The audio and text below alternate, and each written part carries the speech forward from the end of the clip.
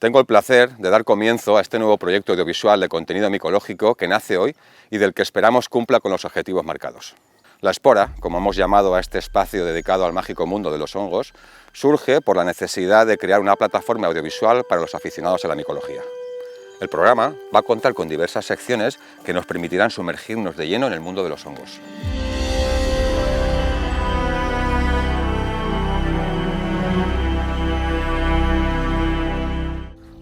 Hoy hablaremos de algunos aspectos micológicos, averiguaremos al reino al que pertenecen los hongos y también veremos qué diferencia hay entre hongo y seta. Veremos la importancia de tener unas nociones mínimas sobre micología para poder realizar salidas a recolectar con total seguridad. En el coleccionista de hongos iremos a la caza y captura de la seta reina del camuflaje, el marzuelo, cuyo nombre latín es Hygrophorus marzuolus.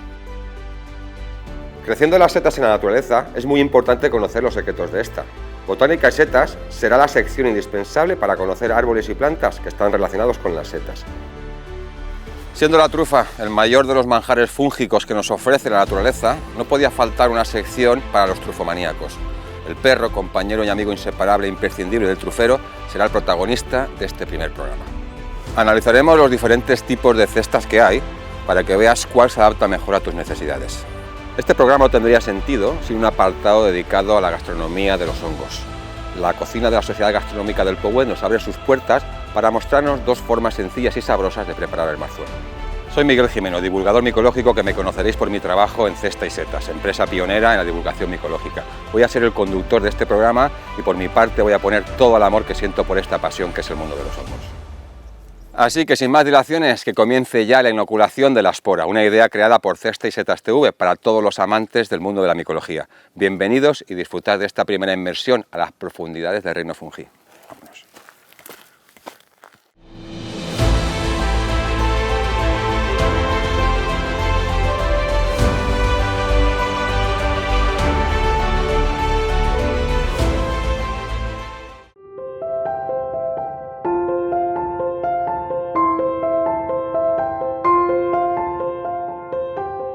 La mayoría de la gente tiende a creer que los hongos pertenecen al reino vegetal, cuando en realidad tienen su propio reino que se le conoce con el nombre de reino fungi.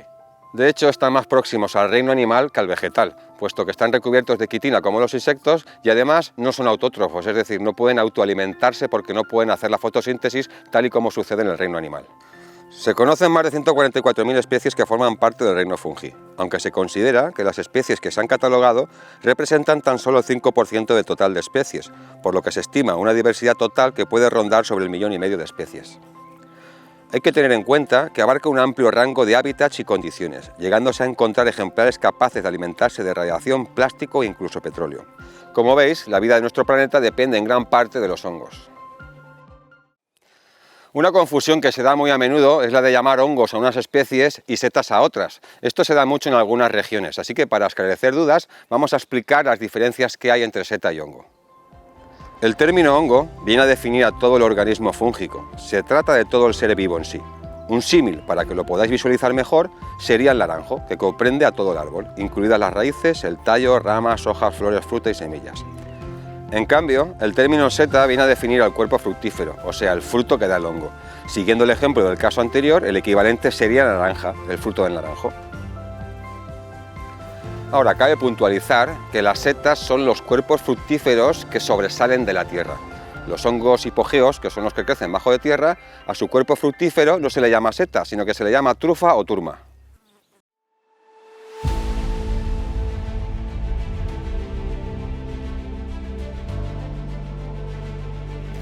Quien es un asiduo recolector se ha encontrado en más de una ocasión con ver montones de setas tirados por el suelo que seguramente alguien recolectó sin saber muy bien qué especie era.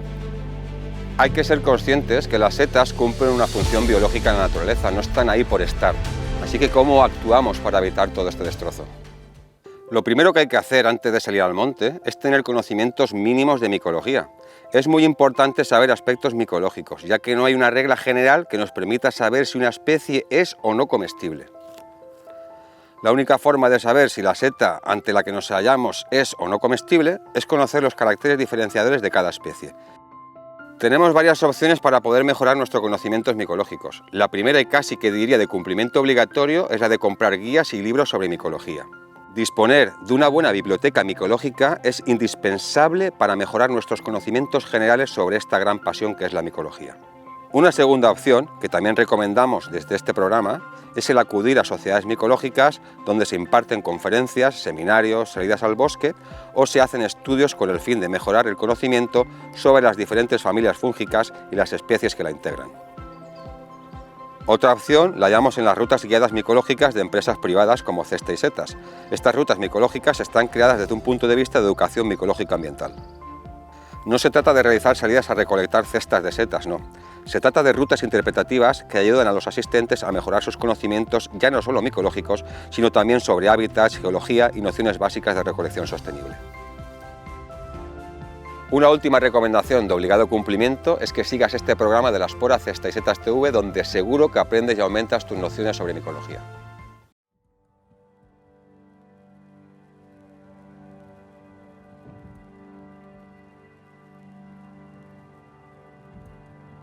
Hemos decidido arrancar esta sección del coleccionista de hongos de este primer programa con una especie de seta muy emblemática por todo lo que conlleva en sí. Se trata de un hongo cuya recolecta suele ser la consagración del setero, así que comenzar con esta especie supone todo un reto para nuestro coleccionista. Llenar una cesta de la especie de hoy es como la gran confirmación del gran maestro setero. Nos referimos, por supuesto, al marzuelo o seta de marzo, Hygrophorus marzuolus en latín, la seta reina del camuflaje. Para conocer un poco mejor las características de esta seta, sus gustos y predilecciones, hemos recurrido a Gabriel Moreno, micólogo de la Sociedad Micológica de Madrid, quien nos ha dado una descripción macroscópica de este hongo tan escurridizo. Vamos a hablar de una seta muy interesante que conocemos como seta de marzo en castellano y que su nombre latino es Hygrophorus marzuolus. Esta seta es conocida en nuestra geografía, tiene también nombres en catalán, tiene nombres en gallego y tiene nombres en vasco. Vamos a mencionar en catalán, por ejemplo, bolet d'esquerol, o también en gallego como, por ejemplo, marzal. Se va a caracterizar, como muchos Hygrophorus, se va a caracterizar sobre todo por presentar un sombrero carnoso, es un sombrero que nos está indicando que es una seta potente en el aspecto de que puede ser comestible, aunque siempre tenemos que ver qué especie es. Y el sombrero va a ser convexo, va a tener el borde un poquito incurvado y en los primeros estadios, tanto el sombrero como el pie como las láminas, presenta coloraciones blanquecinas, cuando todavía está enterrado en el suelo. Cuando aflora, dependiendo de la luz que vaya recibiendo, va tomando coloraciones grisáceas. El sombrero, que hemos dicho que es carnoso, puede llegar a tener hasta 12 centímetros de diámetro. Normalmente oscila entre 4 a 12, pero en ejemplares ya muy grandes podemos obtener hasta 15 centímetros de diámetro. El pie puede llegar hasta los 8 centímetros de altura, es un pie bien desarrollado y esta seta, conforme va llegando a la madurez, abunda en las tonalidades grisáceas. Nunca es viscosa, hay Hygrophorus que son viscosos, en este caso es húmeda, pero no es viscosa, no va a tener mucílago y va a presentar unas láminas muy características que además nos va a indicar que es un Hygrophorus. Son láminas decurrentes, es decir, que caen sobre el pie. Son láminas espaciadas, gruesas, blanquecinas, que también se van a volver grisáceas en la madurez. Ahora que ya conocemos su morfología, solo nos queda averiguar cuáles son sus gustos, predilecciones, sus hábitats preferidos y su época de fructificación. Aparece desde finales del invierno, comienzos de la primavera, siempre y cuando no haya heladas, y si ha habido nevadas mejor, e incluso con la nieve derritiéndose va a aflorar la seta. Es de las primeras en fructificar y nos va a indicar a los que nos gusta el campo que la temporada de setas primaverales comienza. Es un bioindicador en ese aspecto. Tiene preferencia sobre todo por los bosques de montaña de coníferas, es un orófito que nos indica que les gusta la montaña, y por los bosques de pinares, los pinares, frecuente sobre todo en pinos silvestris, frecuente también en abetales, frecuente inclusive en los cedros del norte de África. Con respecto a los caducifolios, más raramente vamos a encontrarla en caducifolios, pero sí así, por ejemplo, la podemos recoger en hayedos. Y con la cesta llena de conocimientos sobre esta escurridiza seta, el equipo del coleccionista de hongos ha ido a la caza y captura del marzuelo, seta de marzo, seta de las nieves, seta de ardillas o como preferimos adjetivarle, el rey del camuflaje. El marzuelo es una seta que se caracteriza por su dificultad de visualización. Los tonos oscuros de su sombrero y los tímidos que son a la hora de fructificar, ya que salen muy tapados por la hojarasca y la pinocha, los vuelven casi imposibles de localizar para los no iniciados en su recolecta. Podemos pisarlos, literalmente hablando, antes que nuestro ojo los haya podido discernir entre los tonos oscuros del suelo. Pero una vez localizados los primeros, la vista comienza a habituarse a su forma sin mimetismo. Se produce esa entrada en modo on de búsqueda y localización que todo recolector lleva incluido en su software genético. En ese momento se produce un incremento en el júbilo. La sucesión de encuentros con esta escurridiza seta hace que la adrenalina se dispare y que tus ojos se centren de lleno en el rastreo del marzuelo. Supongo que al ver tanto marzuelo os han dado las ganas de salir en su búsqueda como a mí. Solo desear que el año próximo las condiciones climáticas sean más benévolas y nos permitan una fructificación generalizada de este hongo tan escurridizo.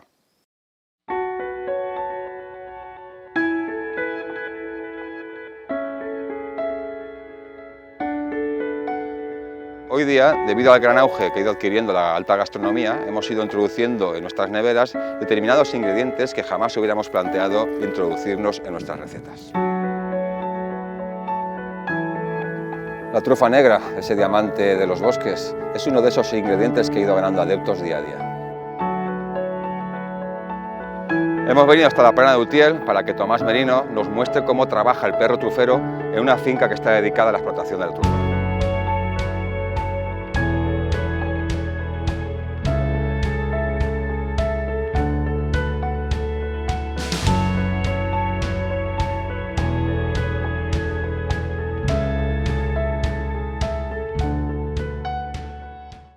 Hola, No Miguel. habría truficultura sin perro trufero, ¿no? Por supuesto, es el mejor indicador para sacar trufas.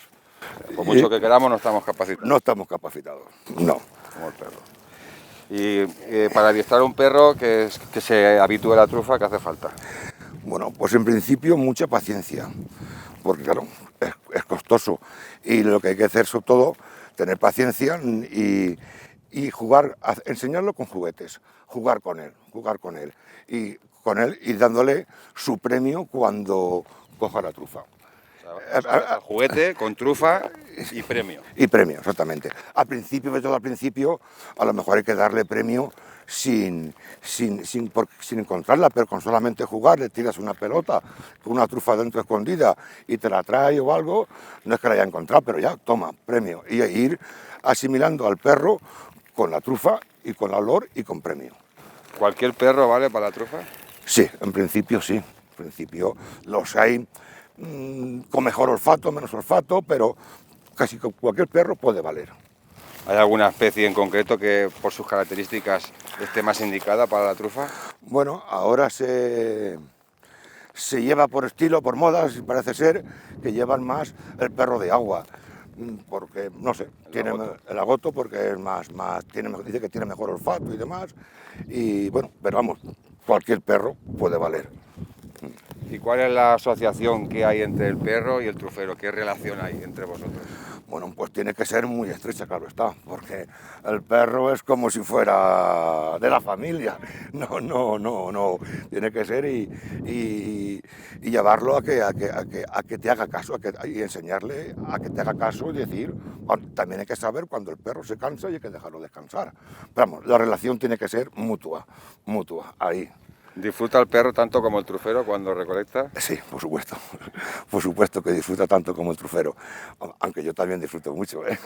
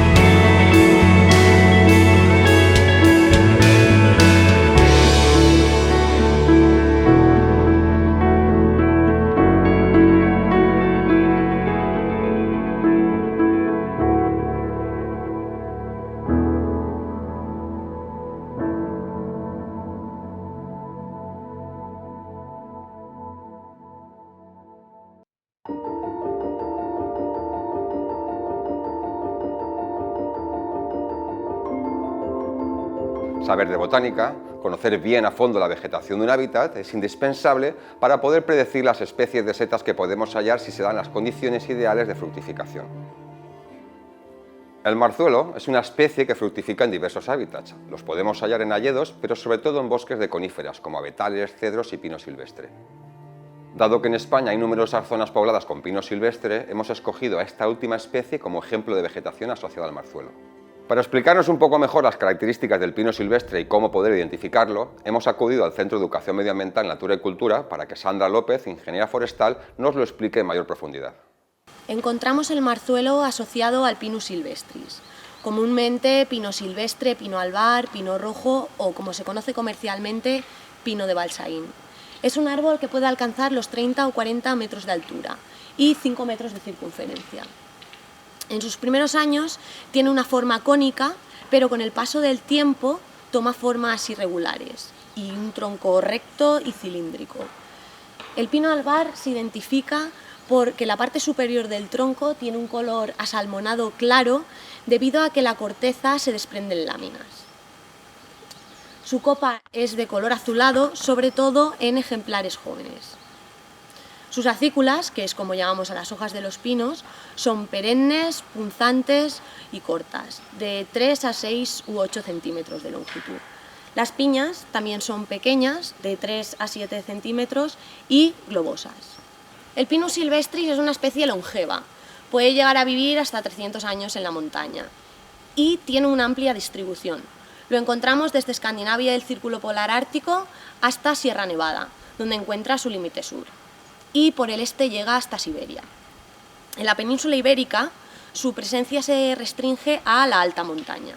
Las mejores representaciones se encuentran en Pirineos, Cataluña, la Sierra de Guadarrama y Sierra Nevada. El pino albar tiene una amplia gama de variedades adaptadas a las diferentes condiciones ecológicas de su área de distribución. Se encuentra en lugares soleados, en laderas y cumbres de montaña, casi siempre por encima de los 800 metros y hasta los 2100 metros. No es una especie exigente respecto al tipo de suelo, aunque eso sí, prefiere los suelos ácidos, arenosos, profundos y sueltos, con buen drenaje. Soporta las grandes heladas, pero no la humedad excesiva, por lo que en vertientes con mucho aire húmedo suele ser sustituido por el haya. El Pinus silvestris posee una madera de muy buena calidad, en particular por sus troncos rectos y con pocos nudos. Por este motivo se utiliza para la construcción y la carpintería. También los restos y los pies de peor calidad se utilizan como leña o combustible, siendo una de las mejores pinacas ibéricas para este uso. Algo curioso es que la corteza se utiliza desde la época de los romanos por sus propiedades para remediar problemas del aparato urinario, ya que es diurético, antiinflamatorio y antibacteriano. Y, por supuesto, entre los Pinus silvestris encontramos marzuelos. Grandes consejos los que nos ha dado Sandra, ¿verdad? Estoy seguro que a partir de ahora, cuando veas un pino silvestre, sabrás identificarlo al momento.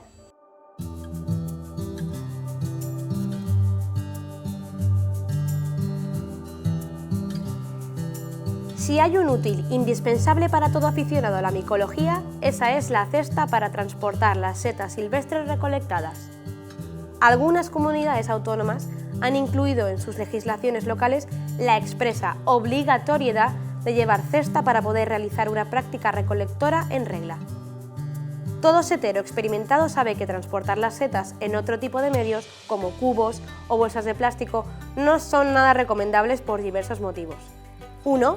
El más esgrimido por los aficionados, la necesidad de llevar un medio para transportar las setas que permita la aireación y dispersión de las esporas. Una falta de aireación junto con un exceso de compactación durante el transporte, además de volver inservibles algunas setas, pueden producir podredumbres que mermen la calidad de nuestra recolecta. Incluso pueden suponer un riesgo para nuestra salud por la presencia de patógenos. Así que la mejor forma de transportar nuestras setas recolectadas es hacerlo mediante una cesta que se ajuste a nuestras peculiares necesidades. Por ello, debemos tener en cuenta diversos aspectos antes de declinarnos por un tipo de cesta, de material de elaboración o de tamaño concreto. El tipo de cesta depende de nuestro gusto peculiar. Podemos hallarlas con forma esférica, cuadradas u ovaladas, al tiempo que éstas pueden o no llevar tapas que permitan un transporte más seguro ante caídas y vuelcos de la cesta, además de resultar mucho más discretas ante la mirada de los curiosos que pasen a nuestro lado. El tamaño puede variar considerablemente y a la hora de escoger hay que tener en cuenta el tipo de seta que vamos a recolectar. Las setas pequeñas como las gulas del monte debemos transportarlas en cestas pequeñas o de lo contrario, el excesivo peso de unas setas sobre otras provocará que las situadas en el culo de la cesta queden aplastadas. Claro está, que si se trata de setas grandes como los boletus necesitamos unas cestas de gran porte.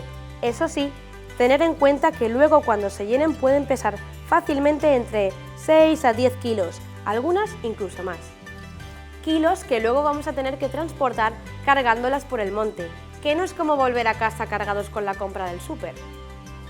El material de fabricación ya es algo que influye menos, y salvo si lo miramos desde un punto de vista ecológico en el que deberíamos escoger aquel material más cercano a nosotros, no hay más motivos a la hora de decantarse por cualquiera de ellos. Podemos encontrar cestas fabricadas con mimbre, que es el material más utilizado en la fabricación de cestas, pero también las podemos encontrar fabricadas en castaño, en caña e incluso de tela. Ahora, siempre exigir que el mimbre sea nacional, ya que el mimbre que se produce en nuestro país es de elevada resistencia y larga durabilidad. Una buena opción para llevar siempre en el coche, ya que de paso nos puede servir para hacer la compra y no tener que recurrir a las bolsas de plástico, son las cestas de tela plegables. No nos ocupan mucho espacio en el maletero y además nos permite tener siempre a mano una cesta, ya que nunca se sabe dónde y cuándo vamos a toparnos con un buen manojo de setas. Así que ya sabes, si estás pensando en comprar una cesta nueva o reponer la vieja y rota, solo tienes que buscar la que más se ajuste a tus necesidades en la tienda online de Cesta y Setas.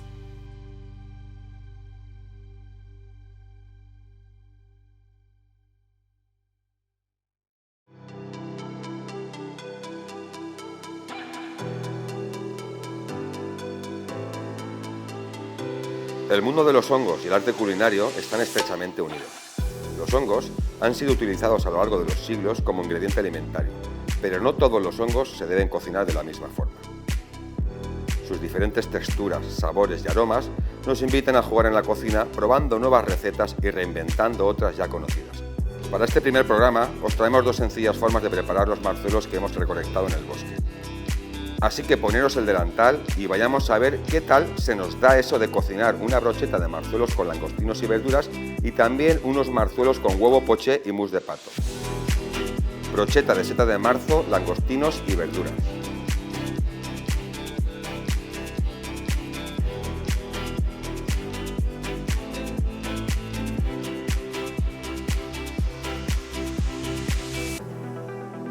Troceamos los ingredientes para poder montar la brocheta.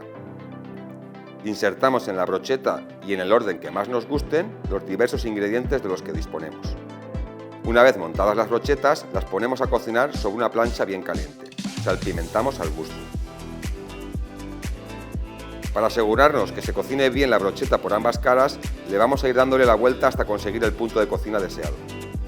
Antes de servir, podemos espolvorear con orégano, pebrella, ajedrea o cualquier otra hierba aromática de la que dispongamos.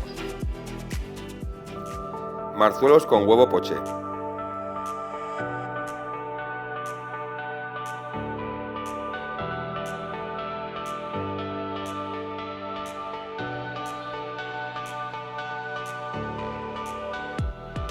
Tomamos un trozo cuadrado de film de plástico y lo embadurnamos con unas gotitas de aceite para evitar que el huevo se quede pegado. Introducimos el huevo en el film, salpimentamos y espolvoreamos con una pizca de tomillo. Atamos el film con un hilo para evitar que el huevo se salga.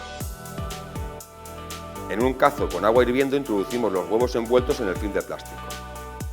Mientras se cuecen los huevos, podemos ir laminando un diente de ajo y troceando los marzuelos. Ponemos una sartén sobre el fogón a medio fuego y con un chorrito de aceite de oliva virgen. Una vez sube de temperatura el aceite, añadimos el ajo laminado y en cuanto adquiere tonos dorados, añadimos los marzuelos para que vayan friéndose. Cuando tenemos cortado a medallones el mousse de pato, se pone a calentar en una sartén con muy poco aceite, el justo para que no se pegue y se les da un toque plancha. Los huevos poché deben estar en agua hirviendo un tiempo casi exacto de 4 minutos, pasados los cuales podemos ir retirándolos del agua y sacándolos del film con suma delicadeza, ya que se nos pueden desmoronar.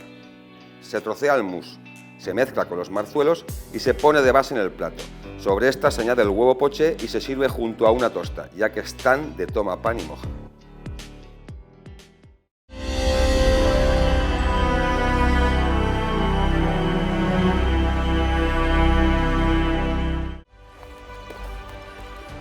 Y hasta aquí todo lo que ha dado de sí este primer programa de la Espora Cesta y Setas TV. Esperamos que hayáis disfrutado desde el sillón de casa de esta sana afición que es la micología, afición que tantas horas de sueño nos roba, como horas de bendiciones y placer nos brinda. Así que si os ha gustado, darle al like y compartirnos con todos vuestros contactos, ayudarnos a divulgar este espacio creado para los amantes de las setas y los hongos. Si sois aficionados al mundo de las setas, no dejéis de visitar nuestro portal de divulgación micológica cestaysetas.com, donde encontraréis la más amplia información sobre el mundo de las setas. Y que no se os olvide pasaros por la tienda de Cesta y Setas en tiendacestaysetas.com, donde encontraréis todo el material necesario para la práctica recolectora. Así que mucha suerte en vuestra próxima salida al monte. Nos vemos pronto.